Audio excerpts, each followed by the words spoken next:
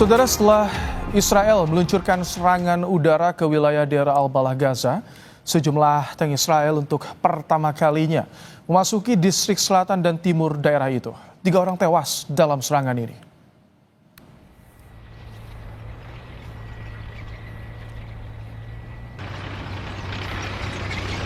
Militer Israel menduga area itu menjadi lokasi para sandera yang ditawan kelompok Hamas.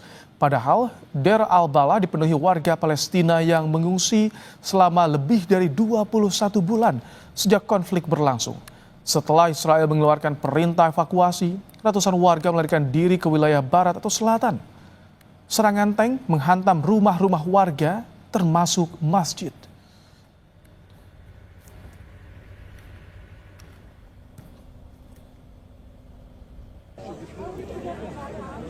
Serangan Israel menghantam tenda-tenda warga di pengungsian Shati yang dibangun di tepi pantai di sisi barat kota Gaza. Menurut rumah sakit Shifa di kota itu, saudara, serangan menyebabkan 12 orang tewas. Korban tewas termasuk 3 perempuan dan 3 anak-anak. Sebanyak 38 warga Palestina lainnya terluka dalam serangan ini.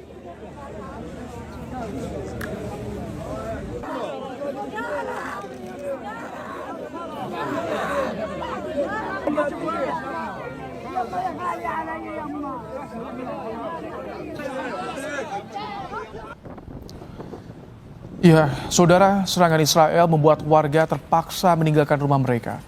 Perintah evakuasi memutus akses antara kota pusat Deir al-Balah dengan kota Rafah dan Han Yunis. Warga mengatakan serangan tiba-tiba tersebut membuat warga kaget.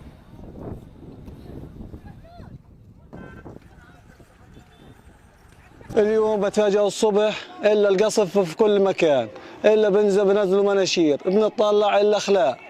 طب انت خان يونس كلها هياتها اخلاء والمواصي ما فيها اي مكان اساسا تكفي لاهل خان يونس ورفح كلها اخلاء وانت الحين بتحدد نص الدير اخلاء. طب وين نخلي؟ Saudara, setidaknya 85 orang warga Palestina tewas ditembak tentara Israel saat berusaha mendapatkan makanan di berbagai lokasi di jalur Gaza pada hari Minggu 20 Juli 2025.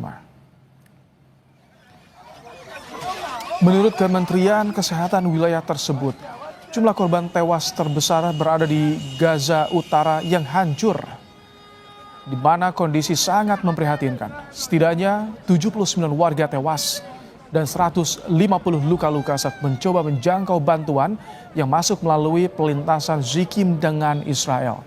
Korban luka dibawa ke rumah sakit Al-Shifa.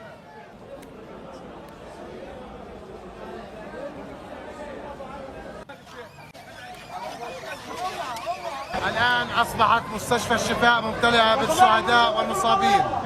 الوضع كارثي، نحن لا نحتمل التعامل مع إصابات. بدأنا الآن توجيههم إلى مستشفيات ميدانية أخرى. الوضع سيء جدا وكارثي، عدد كبير من الشهداء والجرحى. نحن لا نستطيع الآن التعامل مع هؤلاء الجرحى جميعا. Saudara, kami saat ini sudah bersama dengan Mujtahid Hashim, Direktur Eksekutif The Voice of Palestine. Assalamualaikum, selamat malam Pak Mujtahid. Assalamualaikum, selamat malam Bapak. Baik, Pak Mujtahid, ini beberapa kali dan terakhir pada hari Minggu Israel menembaki warga yang hendak mendapatkan makanan, antre di pusat bantuan. Informasi yang Anda peroleh saat ini, berapa korban jiwa dari serangan Israel ini, Pak Mujtahid? Ya, kalau laporan terakhir dari yang dari ini ya, Jonathan Mister ya, dari kantor PBB yang mengurusin bantuan kemanusiaan itu ya sekitar 80 ya, 80, tapi kan itu bisa berkembang ya. Ada yang menyebutkan, bahkan ada media yang sudah menyebutkan juga 85 orang yang meninggal ketika mereka mengantri bantuan. Itu di hari Minggu saja atau dalam beberapa hari terakhir ketika antri bantuan, jumlah 80 sampai 85 itu? Kalau menurut PBB ya, dari badan PBB yang mengurusi masalah refugees ya, dan orang-orang yang terpaksa pindah karena perang di Palestina ini. Dari mulai Mei 27 sampai Juli 21 ya, ini belum termasuk, mungkin belum termasuk yang terakhir ini, itu sekitar 1054 orang Palestina yang meninggal karena mengantri bantuan. Jadi khusus mengantri bantuan itu sampai sekitar 2 bulan, nggak sampai 2 bulan itu sudah 1054. Dan data 288-nya itu mereka mengantri bahkan di dekat konvoi PBB sendiri gitu. Mas, ini memang suatu hal yang sangat tragis ya, sangat tragis, dan bukan hanya Minggu ya kan, sebelumnya juga bahkan hari ini juga, kalau Kamis kemarin kan gereja dibom, gereja Katolik satu-satunya, kemudian Minggu, kemudian juga hari ini juga sudah terjadi lagi pembunuhan di daerah ya, karena pada hari Minggu itu Israel itu menyebar pamflet ke pemukiman distrik Derbela yang meminta warga untuk mengungsi ya, dan warga dia bingung dia mau mengungsi kemana lagi kan, karena kan Israel itu kan kalau Netanyahu itu kan dia ingin membuat yang namanya humanitarian city, itu sebenarnya di daerah Malasikam yang dekat dengan coastal Gaza ya, di Gaza. Jadi kemana warga yang di Gaza Utara ketika diminta untuk mengungsi? Kemana lagi saat ini, mereka ada di mana? Kondisinya bagaimana, Pak? Sebenarnya kita sudah tidak berbicara tentang Gaza Utara lagi ya, Gaza Utara, Gaza Tengah. Sekarang ini kita berbicara di selatan sebenarnya.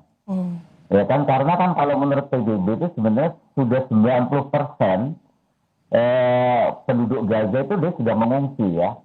Ya, mengungsi itu kan dari Gaza Utara ke Gaza Tengah misalnya kan.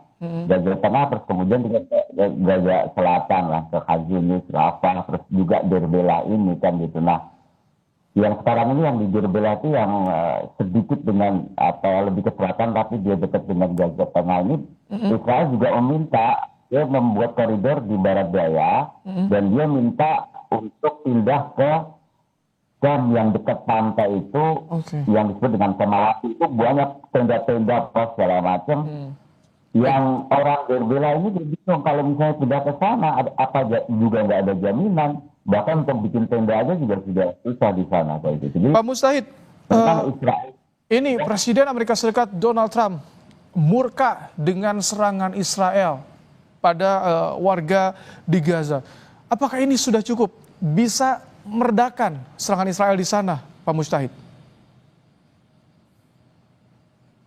Ya, mungkin juga ya, karena mungkin tekanan dari Posle yang ke-16 ini kan ketika serangan minggu kemarin, dan juga gereja itu kan dia marah, dan bahkan kan Menteri Luar Negeri Israel itu kan minta untuk investigasi dan melakukan permintaan maaf. Mungkin juga tekanan dari Roma ini, kepawasan Roma ini juga membuat mungkin Trump sedikit berbicara lembut ataupun mengkritik Israel, tapi yang kita lihat belum ada skema yang jelas untuk mengakhiri tragedi kemanusiaan ini. Yang ada itu justru di lapangan itu Chief Army-nya Israel itu dia memaksa warga yang ada di distrik Derbela ini dia pindah atau di situ dijadikan military zone, zona militer kan gitu. Baik, jadi sebetulnya soal gencatan senjata yang kemarin juga sempat disuarakan itu tidak terjadi di sana sampai saat ini. Gencatan senjata tidak terjadi. Kalau Israel kan bilang bahwasanya gencatan senjata, proses gencatan senjata ini terhenti karena Hamas kan gitu. Tapi sebenarnya kan juga enggak kan gitu. Karena kan Israel kan cuma minta berapa hari, 15-20 hari. Nah, sedangkan Hamas itu, kawan yang di Gaza itu minta gencatan senjata yang permanen kayak gitu. Itu yang yang menyebabkan perbedaan antara keinginan Israel dan juga keinginan perlawanan yang ada di Palestina. Baik. Nah, kalau Israel tentunya kan menginginkan kan Hamas itu menyerah dan menyerahkan senjata.